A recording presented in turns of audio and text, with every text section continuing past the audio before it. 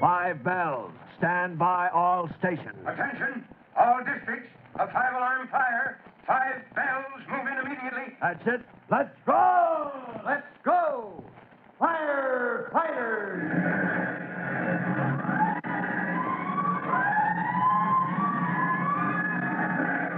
Presenting Firefighters, the true-to-life story of our unsung heroes who stand ready to ride by day or night against our most murderous enemy, the demon of fire. In just a moment, we'll take you to the home of the Collinses, where Tim is having a breakfast with Jimmy and Mrs. Collins after the exciting conclusion the night before of the case of the counterfeit plates. He's in for another exciting adventure, and Jimmy is too. But before we learn about it, here's an interesting message.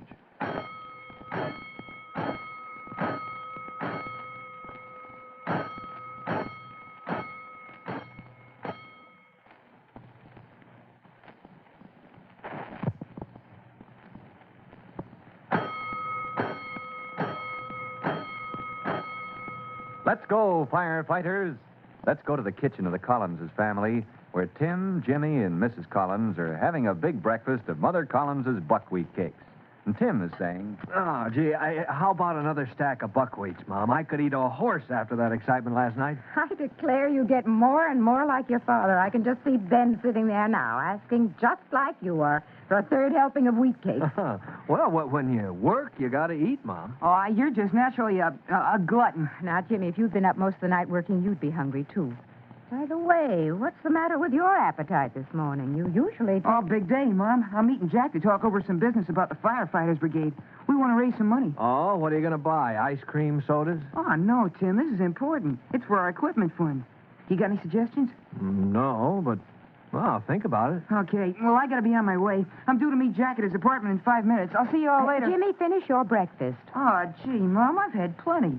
One guy that overeats in the family's enough. All right, none of that.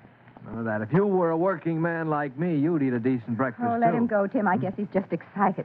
Come right back when you finished your business with Jack. I've got some things for you to do today. Okay, so long, Mom. And Tim, watch that appetite of yours, won't you? Go on, get out of here. Hey, Jack. Oh, hiya, Jimmy. You're the guy I'm on my way to see. What you doing on Front Street? Oh, Mrs. Larkin asked me to go to the drugstore for her. She's an old lady who lives in our apartment house. Say, I've been talking with my brother Tim about raising money for the equipment fund. Yeah? Did he have any ideas? No, but he said he'd think about it. Oh. Well, let's talk it over with him as soon as I deliver this bottle of medicine to Mrs. Larkin in the apartment here. Say, I never realized you live right next door to a garage. That's pretty convenient when you want to buy gas. Yeah, we keep our car there. Speaking of gas, I see the garage is getting a new supply. And there's Clyde, the gas truck man. Hey, Jack. Hiya, Clyde. Filling up the old tank again, huh? Yep. And this garage sure sells a lot of gas. This is the second truckload I delivered in 3 days. They sure must have a flock of customers. Well, that's our garage, the most successful in town. This is my friend, Jimmy Collins, Clyde. Jimmy, Clyde Cranston. Hi, Jimmy. Some place to meet you, Clyde. Say, Clyde, Hey, Jimmy. I just noticed something. That hose from your gas truck. Now, what about it? Oh, you're supposed to be putting gas in the garage tank, aren't you? Yeah, that's right. It's right under the wall here. Big 500-gallon job. I may be wrong, but it looks to me like you have your hose in the wrong pipe. What do you mean? Well, isn't it supposed to be in the pipe over there? What? It looks like you've got it in the apartment house tank. Holy smoke.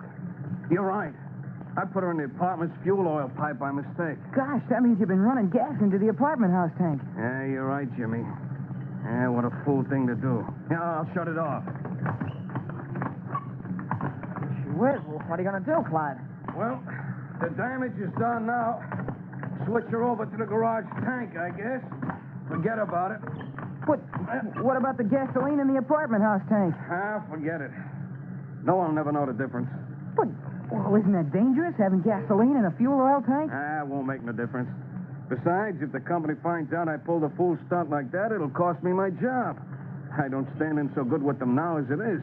Thing like this, and I'd be out on my neck. But what about the oil furnace? Won't it make a difference burning gas instead of fuel oil? Listen, kid, forget about it. So I made a mistake. It's not important. Well, don't you think you should report it? Look, I said it wasn't important. I'll be hanged if I'm going to risk my job by telling the company I don't know a gas from a fuel oil pipe. Oh, are you sure it isn't dangerous? I said forget it. What difference is it to you? It's my worry, so forget about it. Well, if you think it... I said it didn't matter, didn't I? I got the hose switched. So what?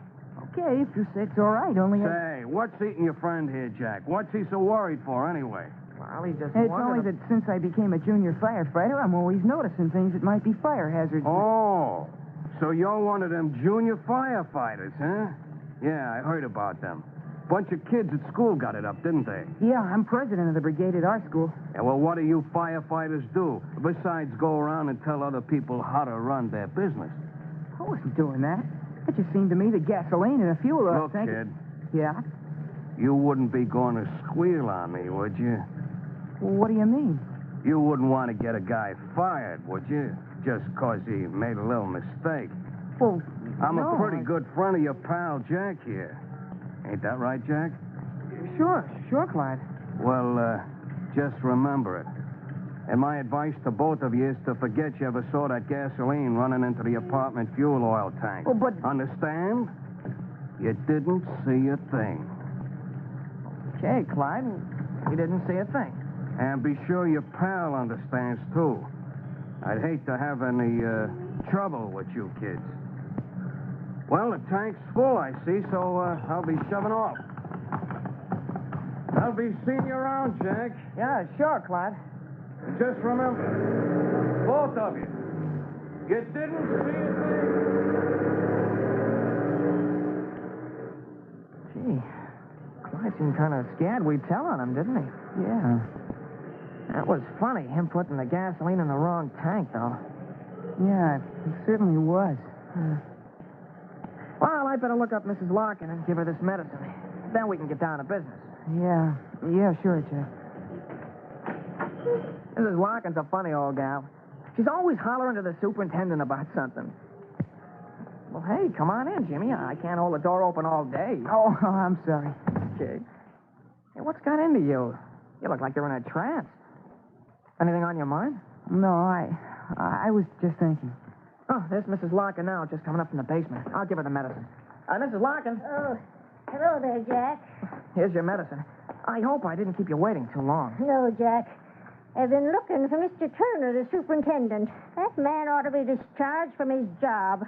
Never around when you want him. Well, what's wrong this time, Mrs. Larkin? The heat. That man never turns the furnace on. It's like an icebox in my apartment. You seen him? No, I haven't. Here's your medicine. Thanks, my boy. Remind me to give you a dime the next time I have my purse. Oh, that's all right, Mrs. Larkin. I never saw such an inefficient man. Let a body freeze, he would. Just wait till I find him out. Poor Mrs. Larkin, always complaining. You know, she'd want the heat on if it was 90 outside. Well, then the furnace isn't on now? Oh, not on a day like this. Yeah, but if I know Mrs. Larkin, she'll find Mr. Turner and make him turn it on. Oh, no, she can't do that. Well, why do you say that, Jimmy? Jack, Yeah? look, that gasoline in the fuel tank, regardless of what Clyde says, I think it's dangerous. You think so? Yes, and I think we should report it. Yeah, but what about Clyde? We promised him we wouldn't say anything. But if there's danger of an explosion, it's our duty to tell someone. Maybe you're right. Only I'd hate to get Clyde into trouble. I've known him for a long time. He's got a wife and a family. Well, Clyde made a mistake. A mistake that's endangering the lives of every person in this apartment house, including your family. Gee whiz, when you put it that way.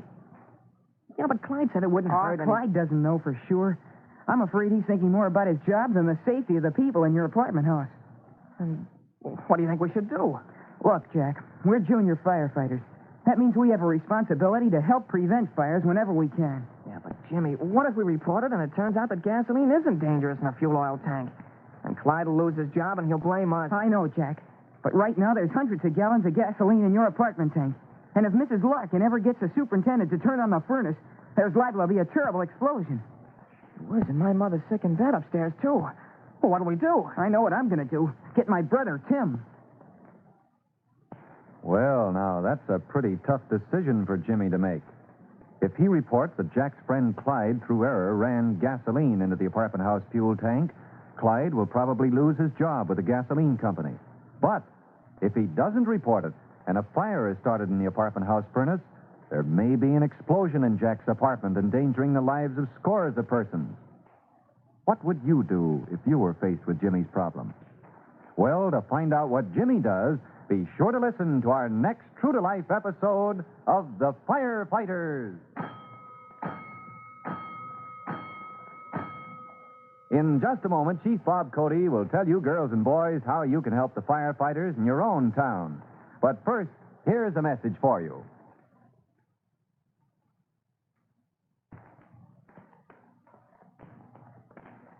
And now, Chief Bob Cody with a special notice for the Firefighters Brigade. Chief Cody. Hello, boys and girls. This is Chief Cody again. Most of you probably have some sort of fire extinguisher in your home or in the family car. I want you to ask your father to go around with you and check your home firefighting equipment. See that it is filled and in working order. And if you don't yet know how to operate it, be sure to get your father to show you how. For often, the quick use of a home extinguisher can prevent a small fire from becoming a large and sometimes fatal one. Well, that's all. So long for now. Fire Chief Cody and the young rookie fireman Tim Collins will be back on the same station the next time you hear... That's it. Let's go!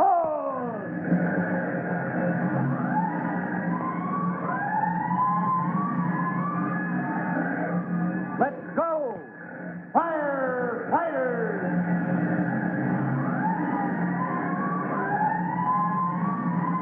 Firefighters is a copyrighted feature of William F. Holland Productions.